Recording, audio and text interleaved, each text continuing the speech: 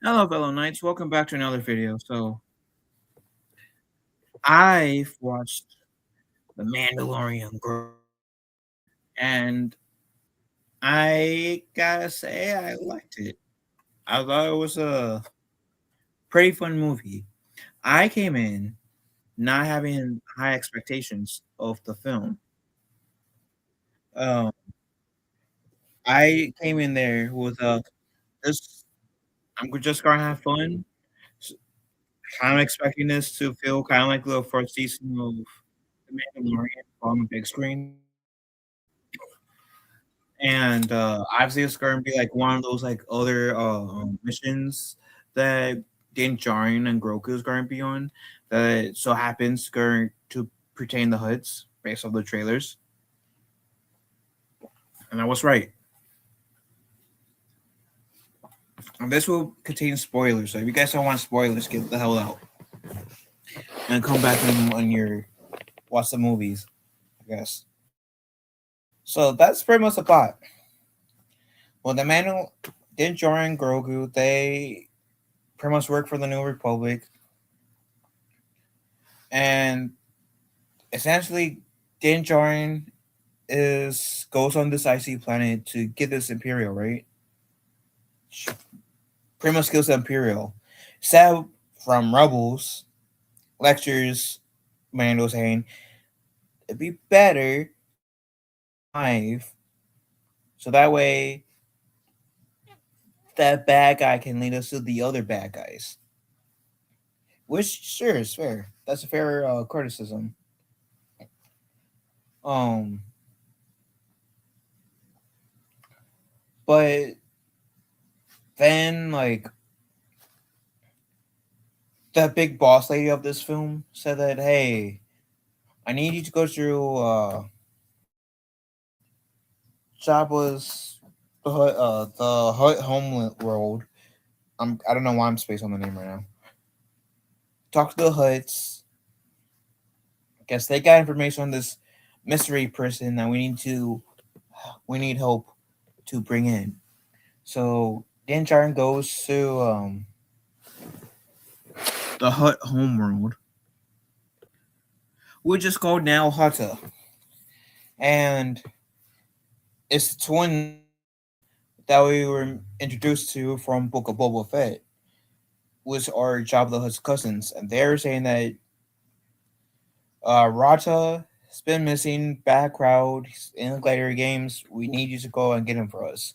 Din Djarin said, Gucci goes to the planet Rata's on.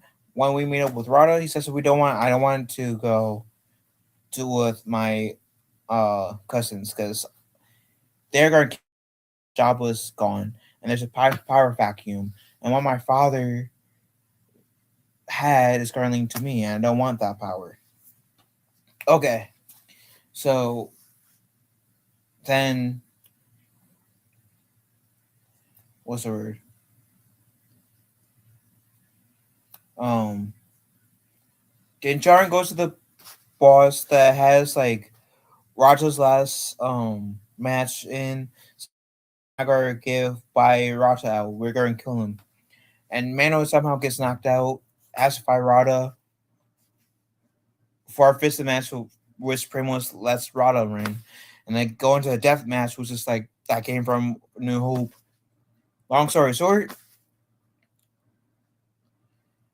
then Jaren brings in the boss guy of Rada because that's like Imperial dude they were looking for, and essentially to find out that the Rada's cousins were using both sides, essentially the Empire and the New Republic, to gain more money.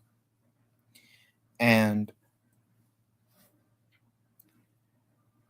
essentially, long story short, because I'm fast forwarding through some stuff.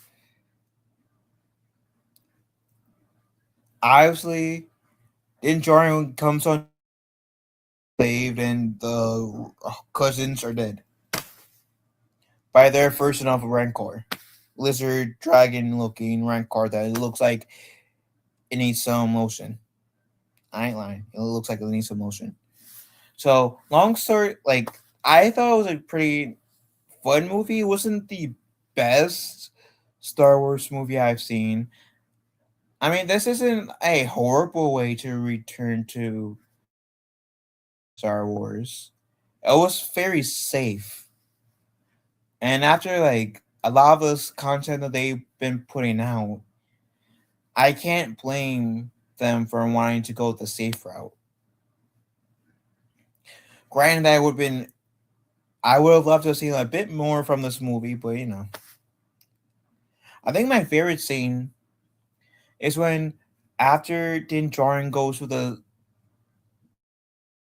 Hut cousins' version of Sarlacc, not Sarlacc, Rancor. He gets bit.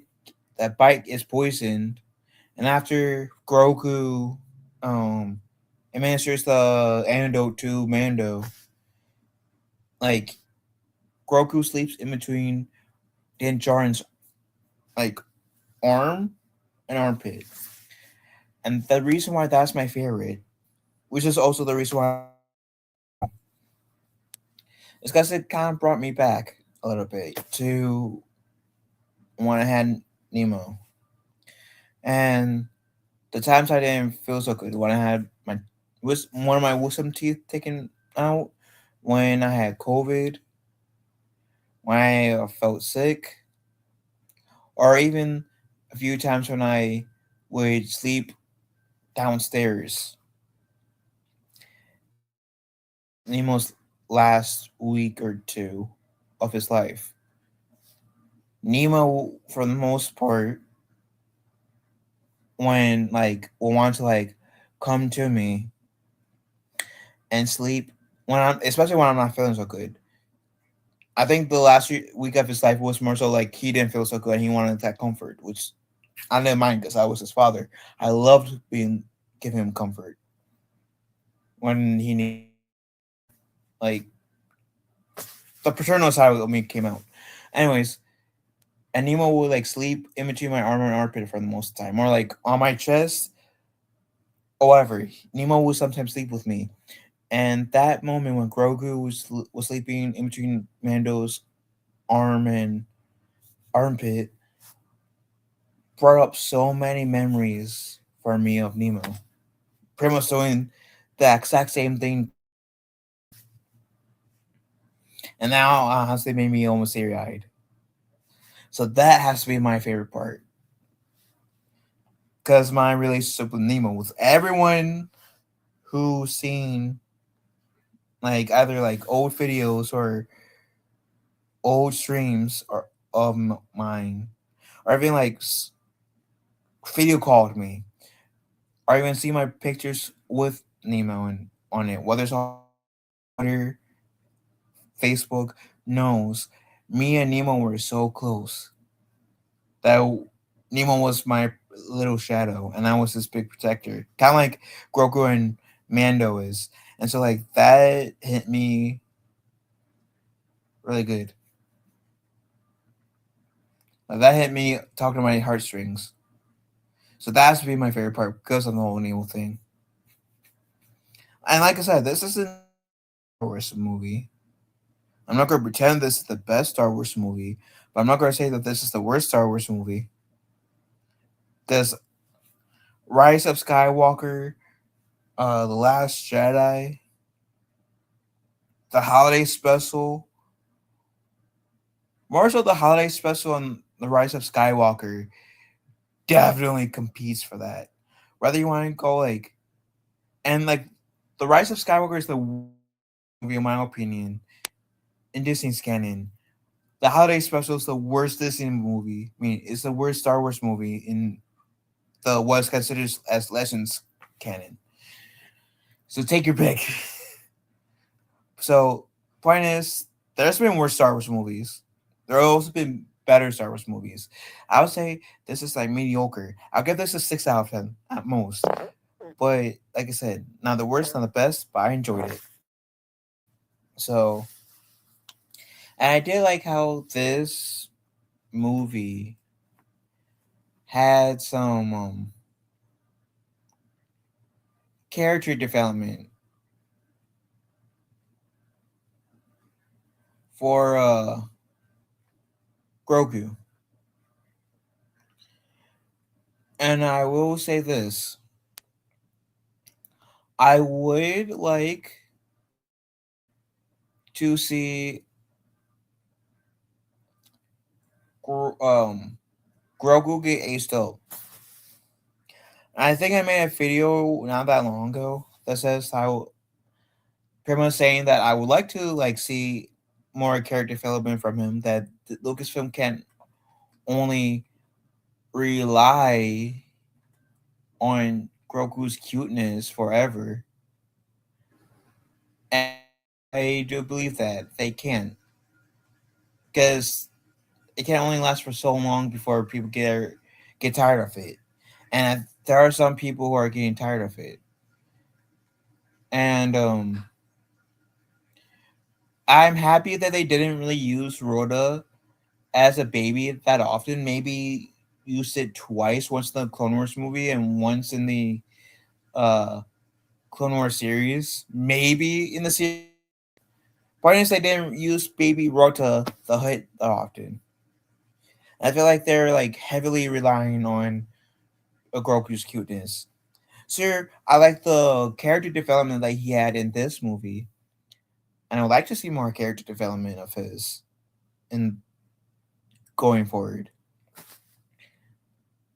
But like I said, I would also like to see Lucasfilm not rely so much on Grogu's cuteness. Don't be afraid of using him up. A lot of fans, present part included, would love to see Grogu, let's say in 100 years from now, 200 years from now, like in Star Wars time. What the hell is that little guy doing in 100 years, 200 years? Well past when essentially all the heroes that we come to know in the Skywalker saga, and I don't think we had any shows that were post Skywalker saga, but every character post Sky in Skywalker saga are gone. What is Grogu doing? What type of person is Grogu at this point? I think more fans, if you want to continue Grogu, at some point, let Grogu rest a little bit, and then maybe in a few years, pick Grogu back up, continue his story, but as an older person, alien, you know? I think more fans would be better receptive to that, if that makes sense. Anyways, what do I know? I'm just a random ass Star Wars fan. What do I know? Anyways, what do you guys think? Let me know in the comment section down below. Love you guys. Have a wonderful day. Got one other, and that's my review.